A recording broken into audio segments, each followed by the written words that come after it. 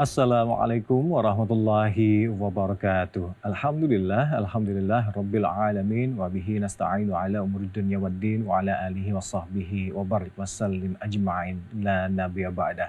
Anda kembali menyaksikan Hasanah Islam kali ini di spesial Idul Fitri bersama saya Hamdan Al-Kafi.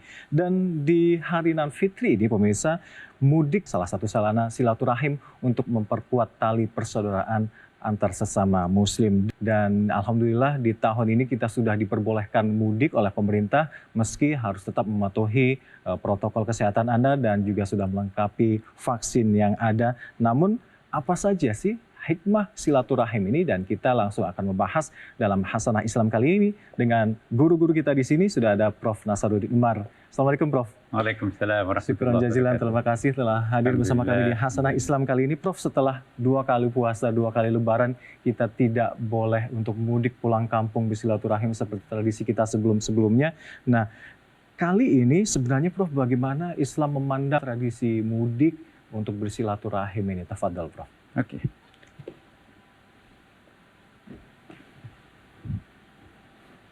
Assalamualaikum warahmatullahi wabarakatuh. Waalaikumsalam. Alhamdulillah wa syukurillah wa salatu wassalamu ala rasulillah Sayyidina Habibina Muhammadin sallallahu alaihi wasallam. Amma ba'd.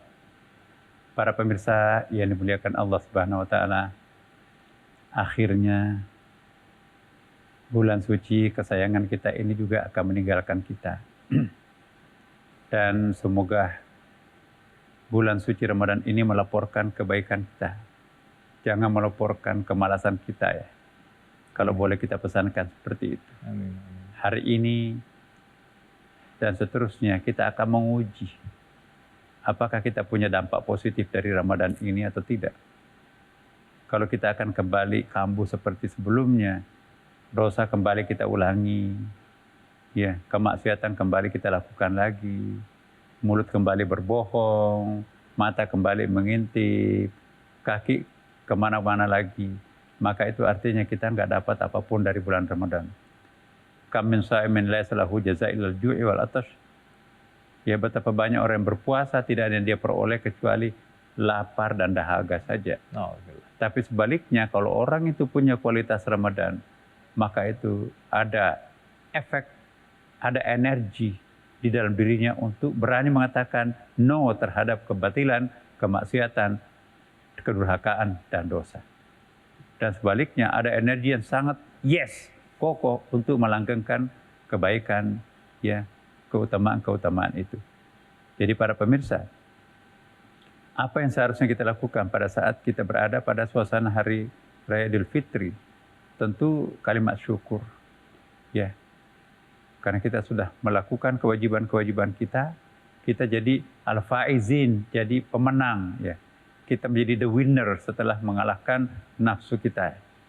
Nah, sekarang setelah menjadi the winner ini, al-faizin ini, apalagi yang kita akan lakukan? Maka kita akan diuji. Kalau kita mampu menciptakan suatu kondisi yang baik, lingkungan keluarga kita baik, lingkungan kerja kita produktif, dan kita semakin diterima banyak orang, dan kita berikan manfaat kepada banyak orang lain, itulah yang disebut dengan khairun nas fa'ahul linnas. Manusia yang paling sejati ialah bisa memberikan kontribusi sebanyak-banyaknya kepada orang lain. Jadi para pemirsa, mudik seperti tadi yang kita prologkan itu ya, bagi saya mudik itu sangat penting. Orang yang tidak punya keinginan untuk mudik, hatinya kering. Kenapa? Masa kita dilahirkan di satu sudut kampung tertentu, di situ masih ada orang tua kita, ya. Masa kita lahir di sebuah kampung terpencil, di situ ada teman sepermainan kita. Masa dulu kita mengaji di situ ada masjid-masjid yang mungkin surau di situ. Harusnya ada kerinduan, ya. Kerinduan untuk pulang kampung, bukan saja untuk menengok kampung halaman kita, tapi kampung halaman itu adalah identik dengan sebuah keluhuran akhlak. Belajarlah keikhlasan terhadap orang desa, orang kampung. Ya, jujur saya ingin mengingatkan kepada kita para manusia perkotaan ini. Apa yang kita lakukan di kota dan apa yang pernah kita lakukan di desa. Ada nggak kontradiksi? Ya. Gampang kita luhur, gampang kita berakhlak baik, gampang kita respek dan hormat kepada kedua orang tua, kepada tetangga, kepada siapapun. Silaturahim gampang. Tapi begitu kita sampai di perkotaan, egoisme sudah mulai membayang. Ya, tetangganya berbulan-bulan nggak pernah disapa. Ya, orang tuanya di kampung itu hanya telepon seperlunya aja. Nah, maka itu saya ingin ingatkan kepada kita semuanya, bengkel untuk memperbaiki suasana batin yang rusak di perkotaan ini, sesekali pulang kampung. Di situ ada makam orang tua kita terbaring di situ. Hadirlah, pegang pusara ibunya, ibu. Saya ingat nasihatmu dulu, kamu jangan bohong, nak. Jangan mencari yang banyak, tapi cari yang berkah. Kebalikannya yang kami lakukan, ibunda. Aku melanggar perintahmu. Ya Allah, ampuni aku. Jadi tersadarkan dengan mengunjungi makam orang tuanya. Orang tuanya masih hidup. Ibu, bapak, ya, engkaulah segalanya bagi kami. Maaf, saya baru pulang. Jadi kembali ke kampung itu, kembali mensucikan pikiran, mensucikan hati kita. Nah, bagi yang tidak punya kampung halaman, mungkin orang tuanya sudah nggak ada, keluarganya juga sudah hijrah kemana-mana. Carilah event-event tertentu, bagaimana batin ini tersucikan kembali. Maka itu saya katakan tadi, mari kita belajar kearifan, belajar keikhlasan, ketulusan, ya, pada masyarakat kampung. Di kampung itu kita melihat ada keluguan, ada sebuah kejujuran, ada sebuah keindahan budaya di situ. Nah, orang yang tidak pernah melihat kampung halamannya, ya, bahkan kuburan orang tuanya nggak tahu, sudah jadi perumahan, sudah jadi pasar, sudah jadi lapangan golf. Orang lain berziarah kubur, dia nggak tahu ibunya dimakamkan di mana. Coba bayangkan, boro-boro ziarah kubur, makam ibunya pun juga nggak tahu. Padahal siapa dia? Nggak ada kita seperti ini tanpa ada bapak dan ibu yang bersusah payah membesarkan kita. Maka itu 2 tahun kita nggak pulang kampung. Wajar kalau teman-teman kita ini mau pulang kampung. Tapi dengan catatan, ikuti protokol apa yang disampaikan oleh pemerintah. Pemerintah kita itu sesungguhnya berniat baik, berniat luhur. Ya, penuhi persyaratan protokol, maka insya Allah itu nanti kita akan mendapatkan manfaat di pedesaan, manfaat rohani, manfaat batin, manfaat akhlak, dan seterusnya. Ajaklah anak-anak kita yang tidak pernah melihat kampung halaman orang tuanya. Begini caranya orang menjadi orang kampung. Jangan diajak ke Amerika, diajak ke Eropa, tapi nggak pernah diajak pulang kampung. Anak kita itu nanti jangan-jangan mukanya mirip Indonesia, tapi isi kepalanya orang Barat.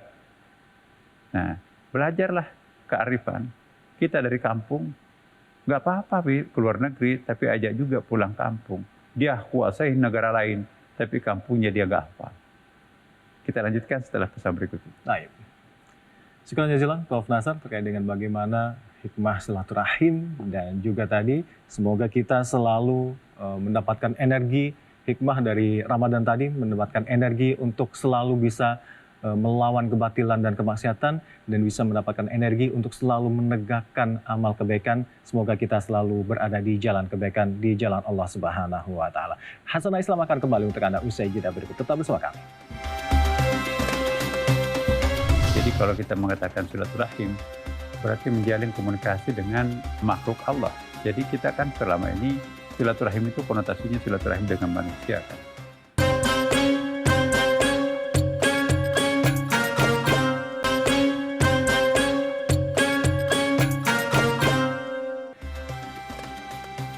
Pemirsa Hasanah Islam rahimakumullah yang insya Allah selalu dirahmati Allah Subhanahu wa Ta'ala. Terima kasih masih bersama kami, masih membahas terkait dengan hikmah bersilaturahim di hari Nan Fitri ini. Prof, kita tadi Prof sudah memaparkan bagaimana mudik sebagai tradisi di tanah air. Nah, terkait dengan mudik ini erat kaitannya dengan silaturahim. Apa saja fadilah dan keutamaan dari silaturahim ini, Prof? Tafadhal, Prof. Iya, baik.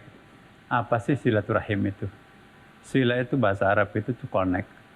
Jadi silaturahim dalam Istiqaqul Kabir dalam bahasa Arab itu bisa kita hubungkan dengan kata salat, ya, selawat, sila.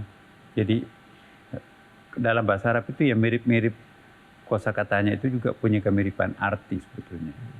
Jadi kalau kita mengatakan silaturahim, berarti menjalin komunikasi dengan makhluk Allah. Jadi kita kan selama ini silaturahim itu konotasinya silaturahim dengan manusia kan. Ada 5 konsep silaturahim. Silaturahim dengan sesama manusia. Ya, silaturahim dengan orang yang sudah wafat. Jadi kematian tidak boleh menjadi penghalang untuk bersilaturahim. Kemudian silaturahim dengan binatang. Silaturahim dengan pepohonan, tumbuh-tumbuhan. Dan silaturahim dengan benda mati.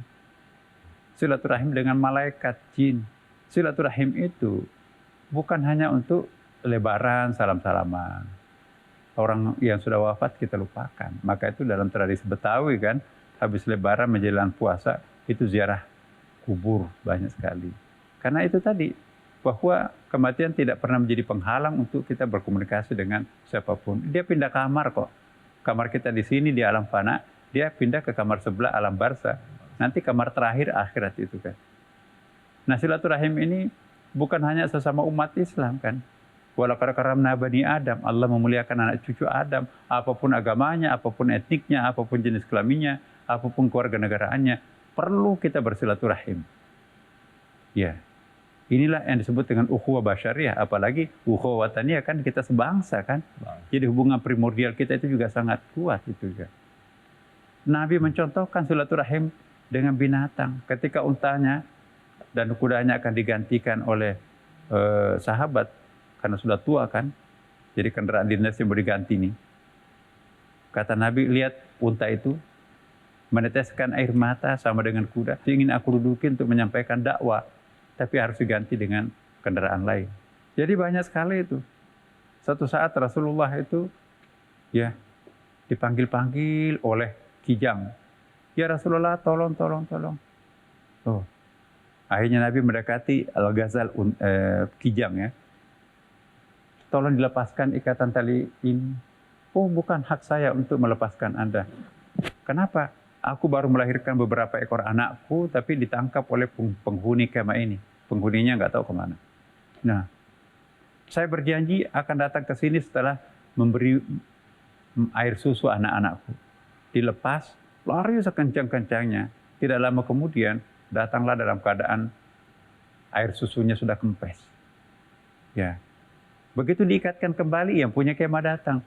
Ada apa Rasulullah datang ke desa kami? Kalau ingin kijang itu ambil. Enggak, ini kan milik kamu. Enggak, ini suatu kebanggaan kalau kamu mengambil. Ini pemberian saya ya Rasulullah. Diambillah kijang itu. Sampai terlindung di sebuah bukit, Nabi berhenti. Sahabat, kenapa berhenti? Dia lepaskan tali ikatannya. Wahai sahabatku, pergilah membesarkan anak-anaknya. Terima kasih ya Rasulullah. Lari kembali membesarkan anak-anaknya. Jadi ini silaturahim dengan binatang. Pohon-pohon banyak sekali. Nabi itu mengatakan begini, seandainya besok ini pasti dunia ini kiamat, tetaplah kalian menanam pohon. Hai prajurit, besok kamu akan berangkat berperang.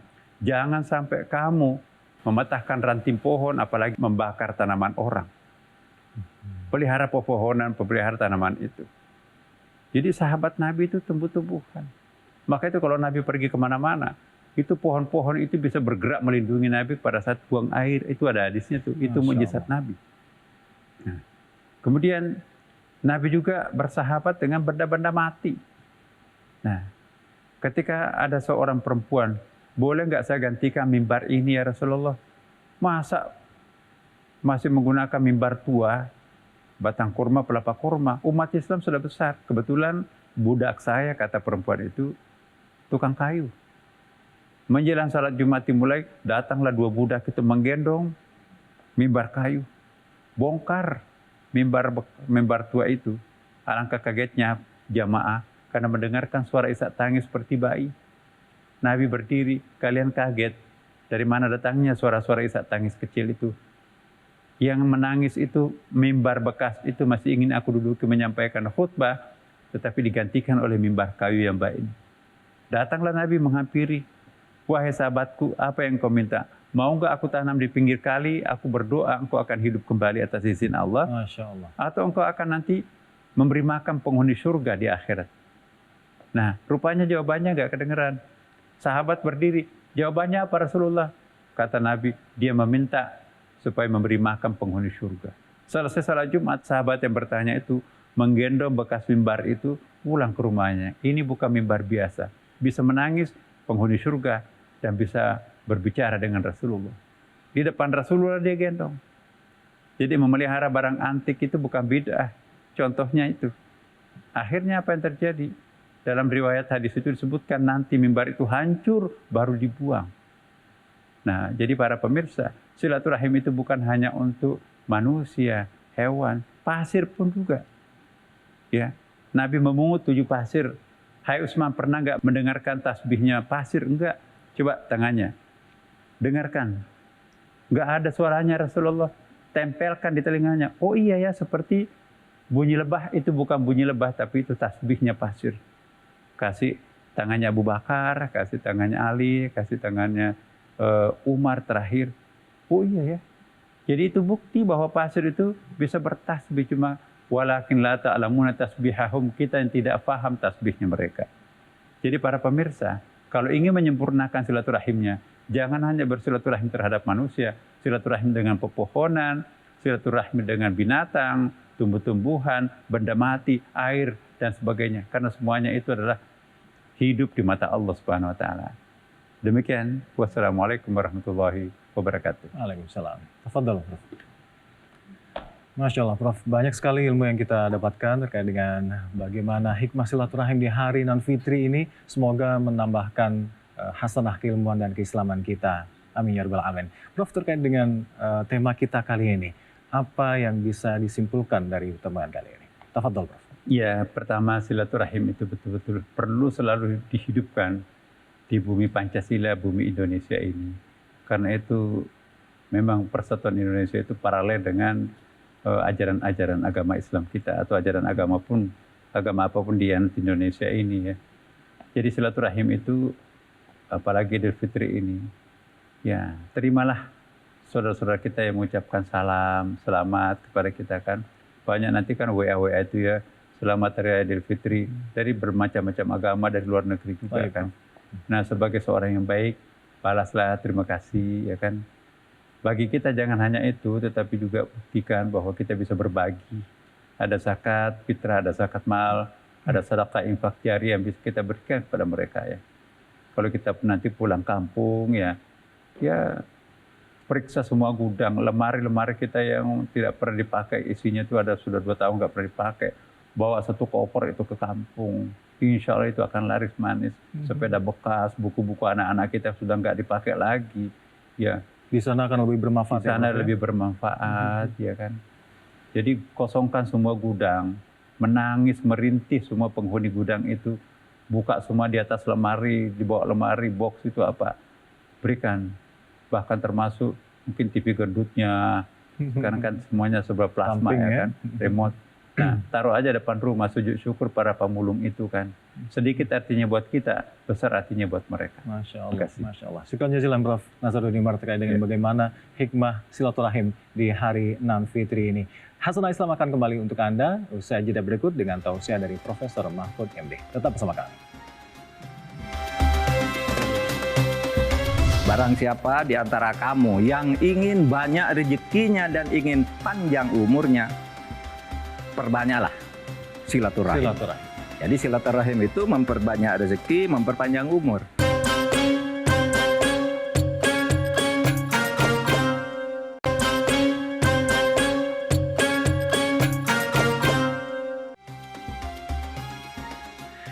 Baik, pemirsa rahimakumullah, syukran jazilan masih bersama kami di Hasanah Islam. Kali ini di spesial Idul Fitri, masih membahas terkait dengan silaturahim, dan khususnya hari Nan Fitri ini kita harus bisa tetap meluangkan waktunya untuk tetap mengagungkan asma Allah lewat kumandang takbir, tidak mengurangi sukacita berlebaran kita. Namun jangan lupa untuk tidak melupakan tetangga-tetangga kita ataupun saudara-saudara kita yang kurang mampu, sehingga mereka juga bisa tetap merasakan sukacita di hari raya Nan Fitri ini.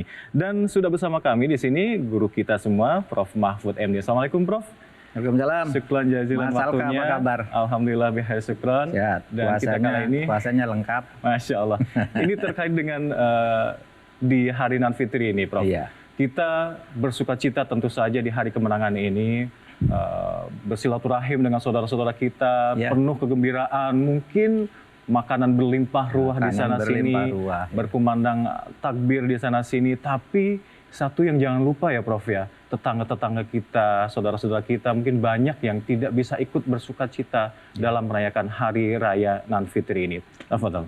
Assalamualaikum warahmatullahi wabarakatuh. Waalaikumsalam warahmatullahi. Idul Fitri itu artinya kembali suci. Nah, orang itu menurut agama kalau sudah kembali suci, Idul Fitri itu artinya kembali, Al-Fitri itu kesucian awal kesucian.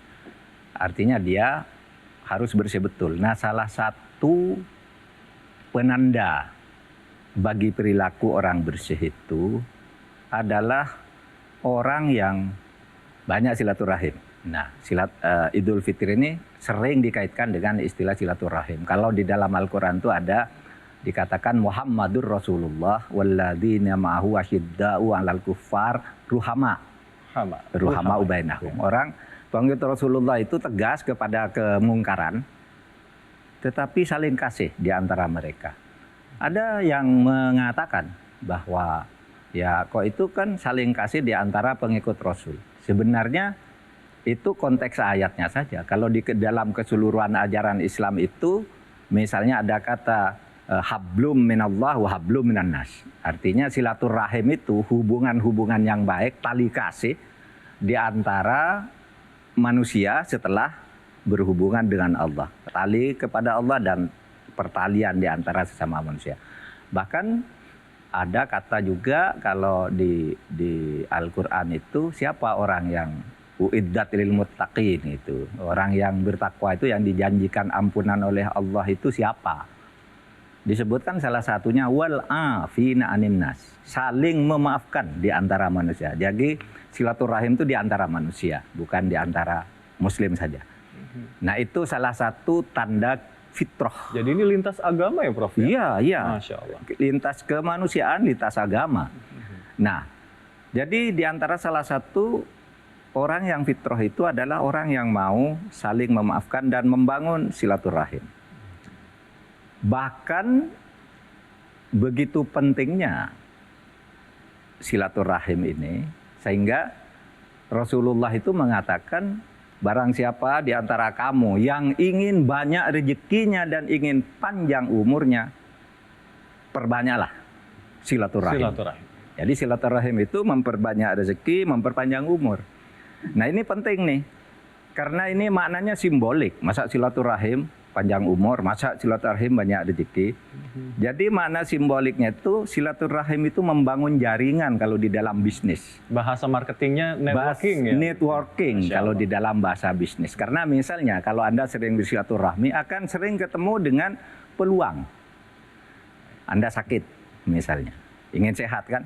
Anda sakit. Kalau silaturahim entah bentuknya pakai apa, kalau sekarang kan virtual kan, entah ketemu di kampung halaman gitu sebagai budaya kita, ketemu di kampung halaman. Lalu kan kalau kita sakit kan mungkin kita pulang ke kampung ketemu dengan orang, kamu kok seperti tidak sehat? Oh ya, saya sakit ini. Apa sakitnya sih? Cerita dia. Ini, oh saya punya dokter di situ, saya punya obat, pengalaman teman saya sakit gitu, atau ada orang bisa ngurut. Nah itu kan.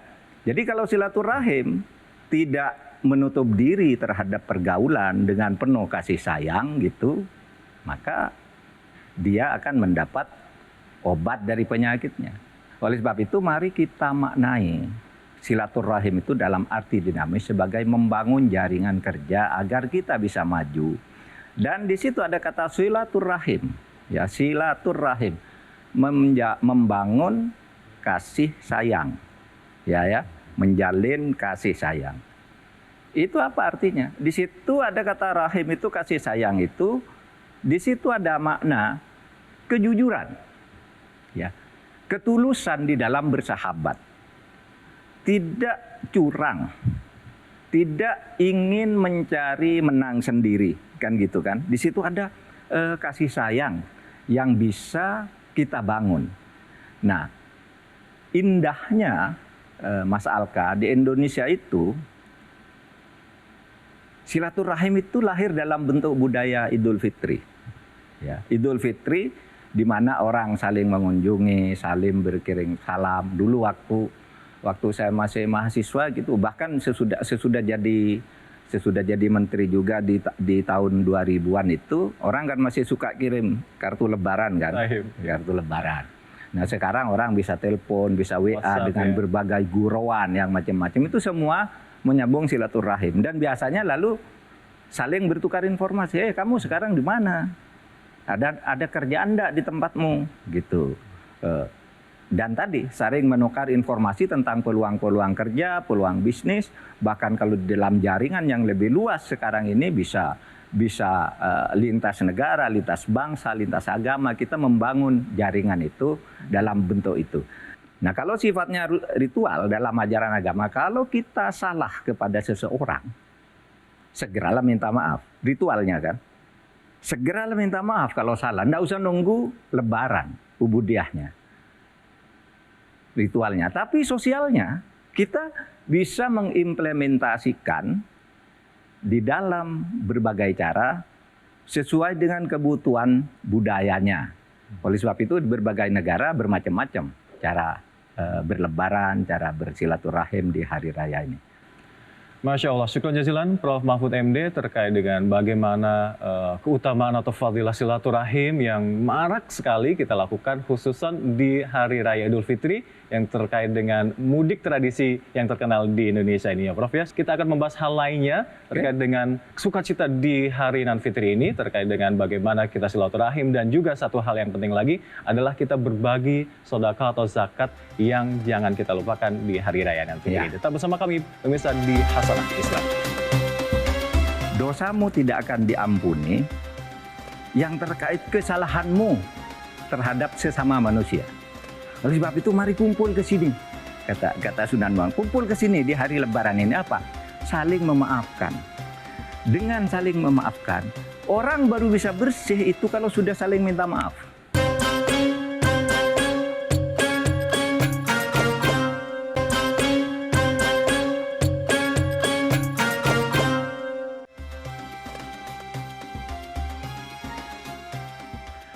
Syukron jazilan pemirsa, masih bersama kami di Hasanah Islam, masih bersama saya Hamdan Al-Kafi dan juga Prof. Mahfud MD. Prof, terkait dengan fadilah keutamaan silaturahim tadi sudah diulas banyak sekali oleh Prof di segmen sebelumnya. Nah kali ini yang tidak lupa selain kita silaturahim, mengagungkan asma Allah dengan kumandang takbir, satu hal yang tidak boleh dilupakan adalah saudara-saudara kita, tetangga-tetangga kita yang kurang mampu Prof.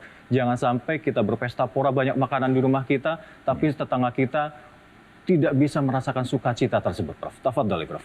Ya, baik. Jadi ini kita mendengar kumandang takbir ya. Saya ingin jelaskan dua irama kumandang takbir. Ada orang kalau kumandang takbir itu membuat takut. Allahu Akbar, Allahu Akbar, ngejar-ngejar orang. Matanya gitu. Sambil melotot. Sambil mata melotot. Nah, kalau dalam langkah silaturahim ini, maka kita bertakbirnya itu yang sejuk. Allahu Akbar, Allahu Akbar, La ilaha illallah, Wallahu Akbar, dan seterusnya. Jadi jangan membuat takut, ini membuat sejuk. Ya, kalau membuat takut itu seperti dulu Bung Tomo perang melawan Belanda dan Inggris. Allahu Akbar, kejar. Nah, ini tidak ada perang, ini suasana dalam keadaan nyaman, penuh silaturahim satu. Ayo. Lalu yang kedua, memang di dalam Islam itu ada ajaran berbagi.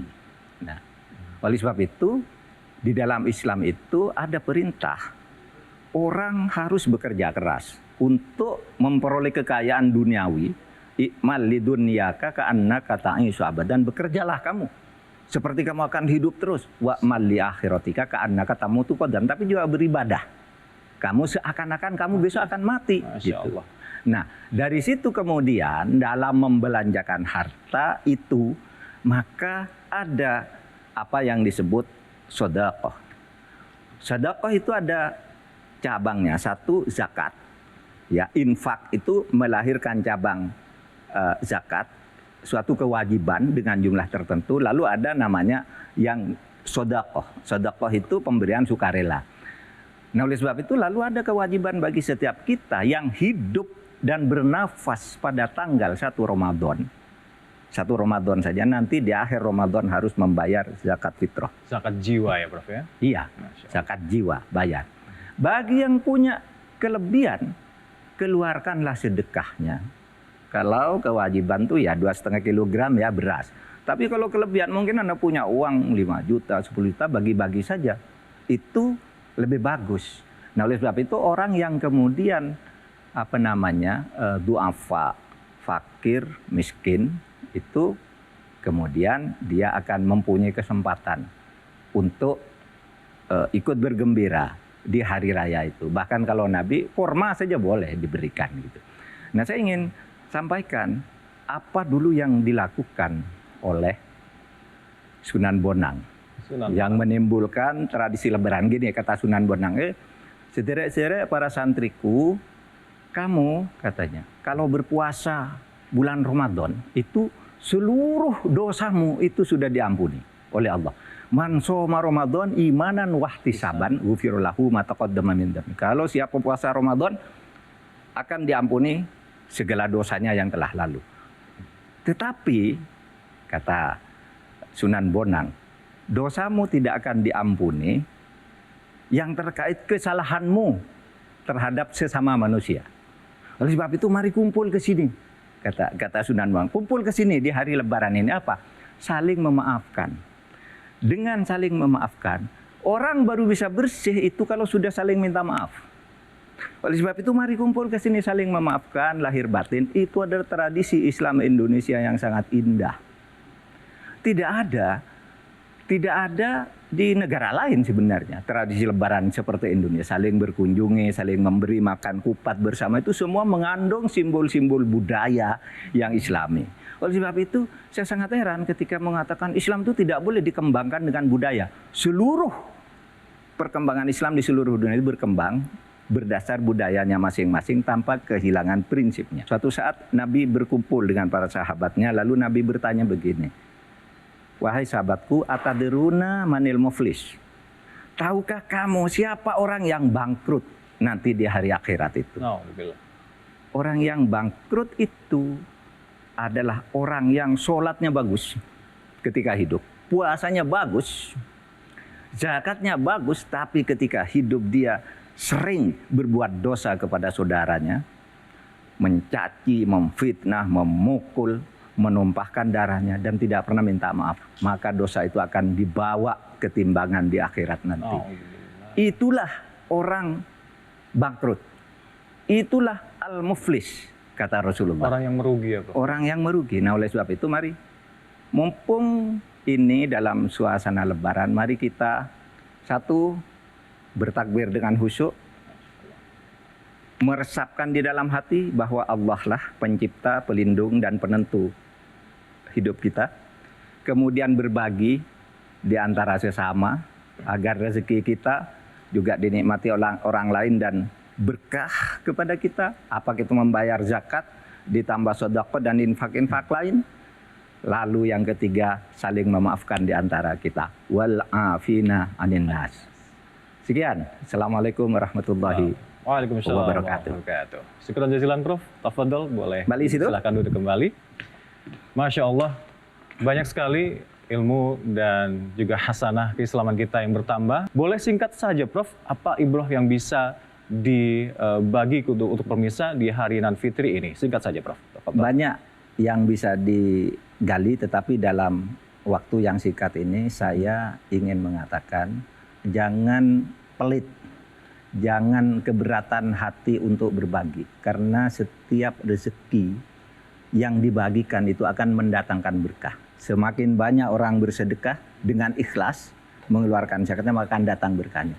Sebaliknya orang yang pelit tidak mau mengeluarkan zakatnya, apalagi bersedekah, zakat aja kadang-kala tidak mau, itu terkadang hartanya itu akan menimbulkan bencana bagi dia pada suatu saat, entah bagi dia, bagi keluarganya, bagi anaknya, dan karena tidak punya berkah.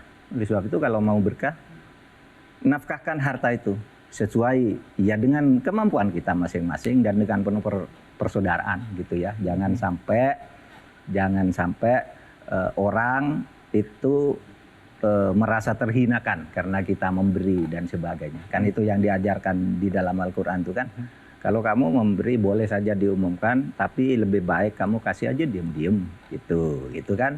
Nah itu bisa, tapi berbagi ya yang penting. Nah lebih dari itu lalu silaturahim itu dikembangkan terus agar rezeki kita banyak. Masya Allah. Semuanya bersedekah tadi dan juga silaturahmi, insya Allah tadi semuanya mendatangkan rezeki untuk kita. Itulah Amin. salah satu fadilah-fadilahnya. Ya. Syukran jazilan Prof. Mahfud MD dan sebelumnya tadi Prof. Nasaruddin Umar telah membagi banyak sekali hikmah dan fadilah-fadilah dari keutamaan bulan Syawal ini, khususnya di Hari Raya Nan Fitri ini.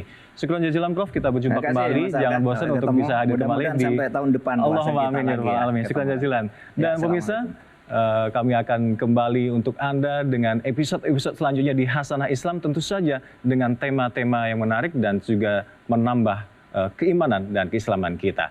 Kita berjumpa kembali untuk Anda di episode selanjutnya. Wallahul muwaffiq ila aqwamit thoriq. Wassalamualaikum warahmatullahi wabarakatuh.